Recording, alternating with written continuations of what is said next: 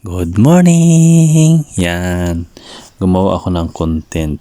Ito ay para sa pangkalahatan, lalong-lalo na para sa mga anak at proud sa mga magulang na ginagawa ito araw-araw yan. Gumigising ng maaga yung magulang para i-prepare yung breakfast, yung uniform nyo sa school. Yan ang ginagawa ng magulang. Ginaplansya nila yung uniform nyo para maayos at presentable tingnan.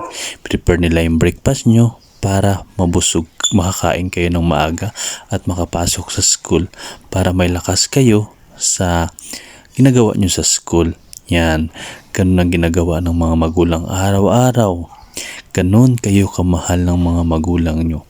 Kung napapagalitan man kayo, ay para sa inyo yun. Kung napapalo man kayo ng magulang nyo, yun ay para sa inyo pa rin. Walang hinangad ang magulang, kundi kabutihan para sa mga anak. Kaya kayo mga anak, mahalin nyo rin yung magulang nyo at ipakita nyo na nagsisipag kayo sa pag-aaral, nagsisikap kayo sa pag-aaral para makita din ng magulang nyo na mabuti kang bata, mabuti kang anak dahil yun lamang ang sukli na hinihingi ng magulang nyo. Yung makita nilang nagsisikap kayo mag-aral, nakita nilang nag-i-effort kayo mag-aral. Napakalaking bagay na yun sa magulang nyo. Kaya mga anak, ipakita nyo sa magulang nyo kung gaano kayo mag-effort, magsipag sa pag-aaral dahil yun ay napakasaya para sa part ng mga magulang. Kung ano man yung mga pagkakamali ng magulang, sana'y mapatawad nyo.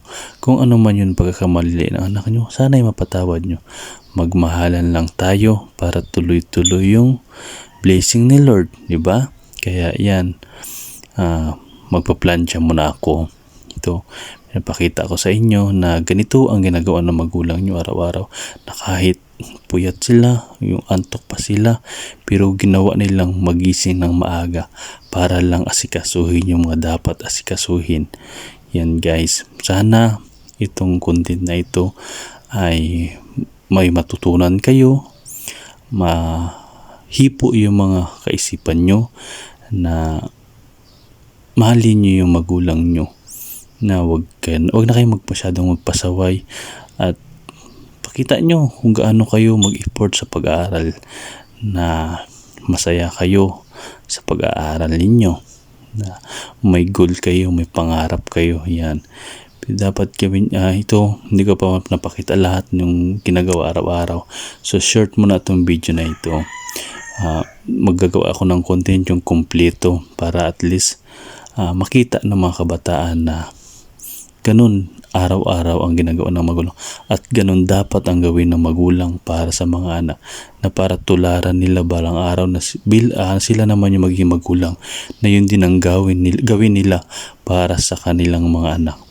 Ganun lang ang buhay. Unang-una ay magpasalamat sa Panginoon at humingi ng tawad sa mga pagkakasala.